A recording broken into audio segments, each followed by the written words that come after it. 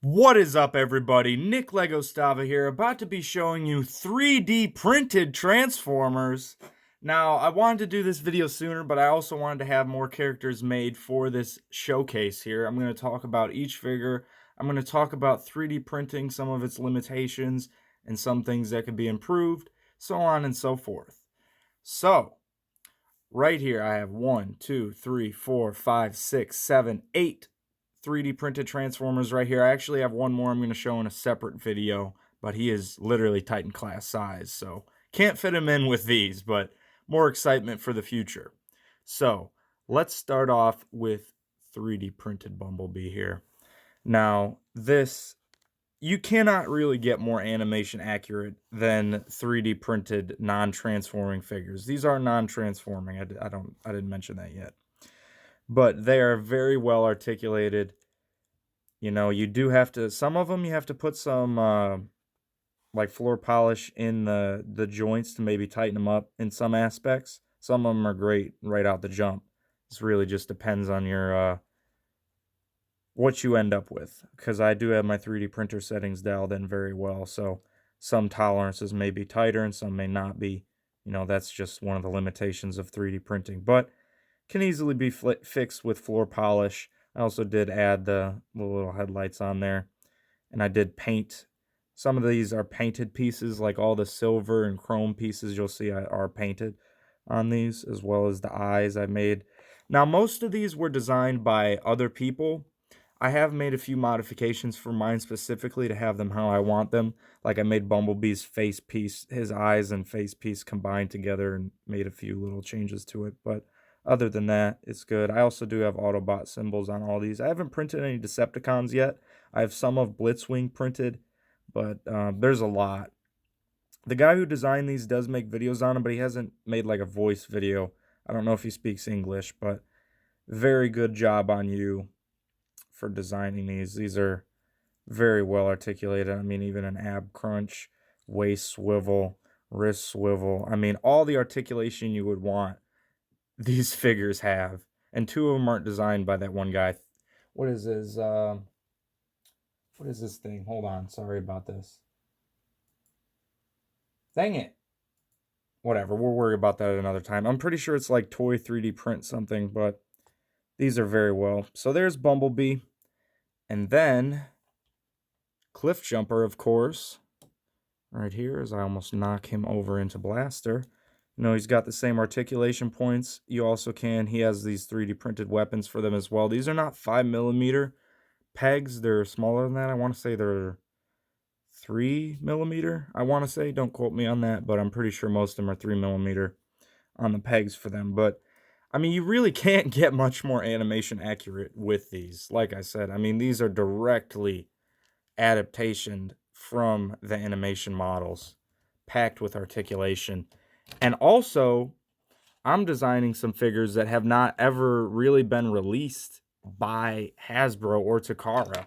I mean, figures like Alpha Trion, Orion Pax, Autobot X, DevCon, Raiden, Metroplex, and Fortress Maximus. Now, I know some of those have been released, but some of them I'm not willing to spend insane prices for. And some of them aren't great, like G1 representations of the character. And then Brawn right here, we still don't really have a Brawn for the War for Cybertron trilogy. I do think this fits in pretty well with those deluxes, maybe later in the review. I know I'm going to show a comparison for Optimus Prime with his Earthrise counterpart. But yeah, Brawn here. I didn't paint the inside of the eyes blue like this. I think I just printed it in the blue color that I had. I think that's why you can't really see them in there that much.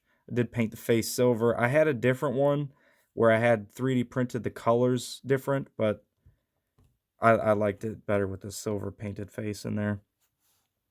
And then, I mean, you could just, I mean, you see the points of articulation they have. I mean, they have swivels. They have literally everything that the Transformer figures that get released today are. They're just non-transforming. And, I mean, you really couldn't transform these figures with this level of accuracy anyway. Even the masterpiece levels, they have panels in places and certain things in places, and just insanely complex transformations if you wanted this level of accuracy. And then Ironhide here.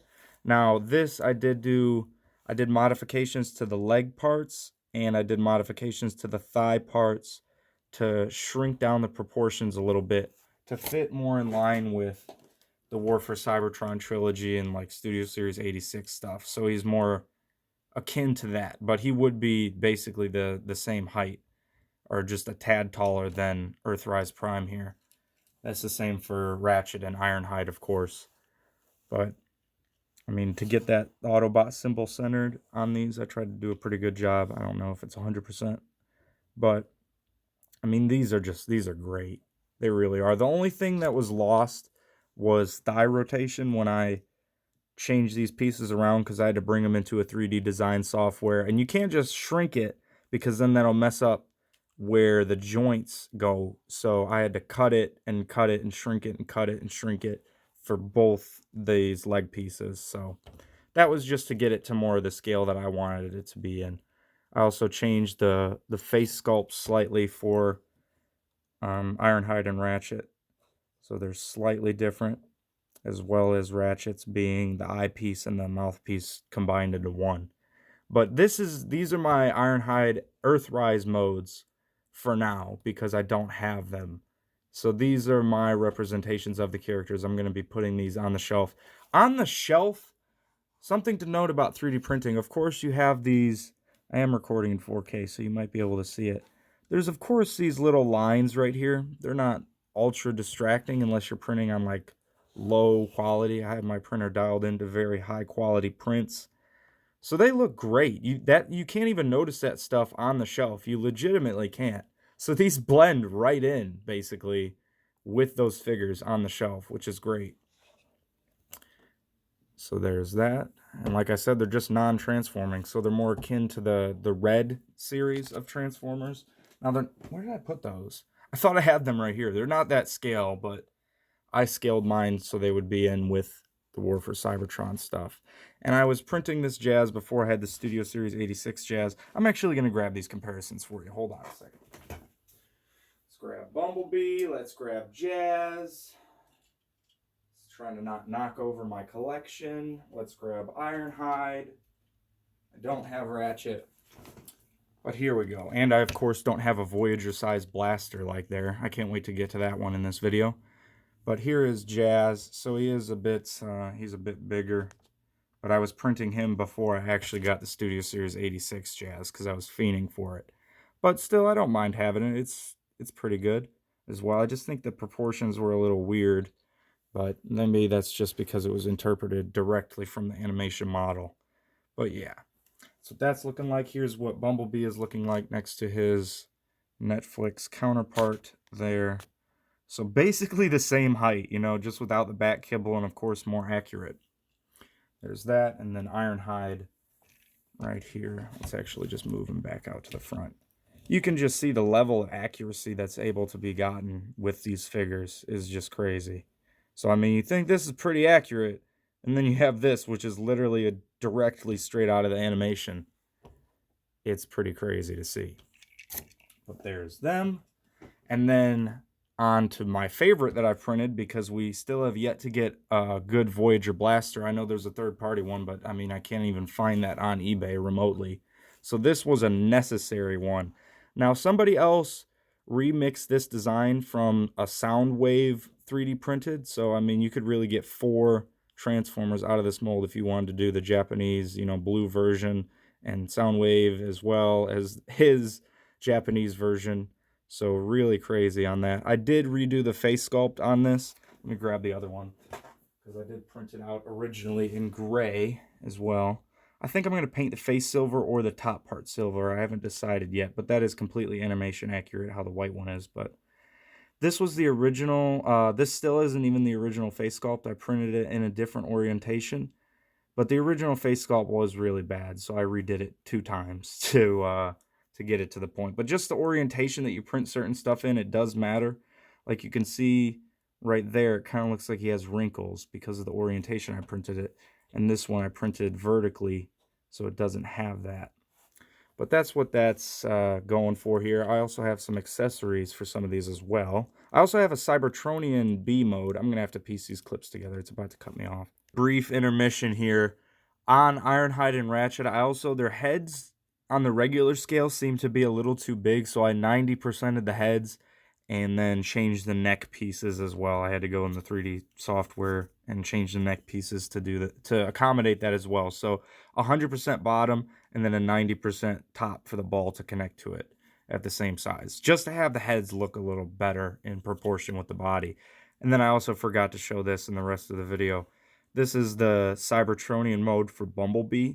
I don't have the windshield in there yet or the Autobot symbol up front painted, but this looks really good. I should have printed it in the orientation of this. I printed it vertical like this, and I should have printed it vertical like this, because then these print lines would have been on the back. But there you go. Continuing. But as I was saying, I have a Cybertronian B mode that I will also show you in this video.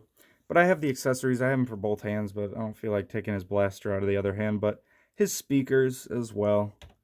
I tweaked those a little bit to work with this design here. And this one I did tighten up some of the joints already. I haven't tightened the joints on all these yet, which you'll see for Optimus later in this video that I will definitely have to do that for him. But yeah, I still need to work on the bicep, upper bicep area and tightening this a little bit. But I mean, these are great figures. They really are. I can't wait to, I'm going to be designing some of my own as well, like I said. And I'm definitely going to take some from these designs and what these people have done with their designs of them. But just the accuracy that these can achieve is definitely something. And I do wish I had I'm waiting for my Takara Perceptor, because he comes with one of the mini bots that he's supposed to have. But I can also 3D print a Rewind and Reject, right? Are those his two little guys? I can 3D print them as well. I just haven't done it yet. But yeah, great to finally have a Voyager Blaster representation on the shelf that fits in with, like I said, Earthrise right here. That fits in pretty well for me. He's just a touch shorter than Optimus, just like in the animation. So that definitely works for Blaster. So, Hasbro, I know you may do it in the Studio Series 86, but I was just too impatient to wait, so I had to make that. And then here we go with what I call Floptimus Prime. Not because of it looks bad, but this design is very loose. Very, very, very loose. Although it's extremely accurate. Like, I'm pretty sure the person that designed this took apart MP44 and 3D scanned a bunch of parts from that to get to this figure. I'm pretty sure that's what he did. Because it literally, like, there was a comparison of this next to MP44 printed to that same size. This is not, I don't think this is the size of MP44, what I have it printed at. But it literally looked exactly like it. And to pay, whether you're going to pay $400 or whatever for that, or get a KO, I mean, that's just crazy, because how often are you really going to transform that? Because it's just such a complex transformation. How often are you really going to do it? That's what really stopped me from getting into Masterpiece when I was debating on whether I was going to go the Masterpiece route or the Generations route. And that's why I picked the Generations, was because, you know, I can take it off the shelf and transform it, and it's not going to be a miserable transformation for the most part. But yeah, he can also have his gun. I'm sorry, I'm knocking him over. But yeah, this is just very, very accurate. But the reason, I'm pretty sure the reason this is so loose, the designer of this didn't look like he was printing in the ultra highest quality he could be printing in. So I'm pretty sure there was just more space within the tolerances to hold this together better. And since I printed it in like the highest quality that I have my printer set at right now, that's what made it really loose. But I'm going to tighten that up with sticky tack, floor polish, and other various things eventually. And this also has some pins in it from paper clips cut to make these hinges able to open. And then this part in here, that's kind of hard to get pegged in there, but there is a matrix in there as well. But it's just like in the movie how there's that separate flap in front of it. Yeah, there you go. There's the matrix in there as well. So I mean, lots of crazy detail on these guys. And I don't have light blue from my printer yet, so I just printed it in white and Sharpied it with neon Sharpie for the windows, for the blue windows for now. I also printed another silver window for Ratchet, but I kind of like how the blue one looks. I was thinking about doing a blue one for Ironhide as well. But yeah, 3D printed Transformers, we're really there in time now. And there are some people that make transforming ones as well. Someone made a transforming Legends class Perceptor. I was going to print that for this video, but it was kind of weird how he had the orientation set for the 3D printing, so I didn't do that.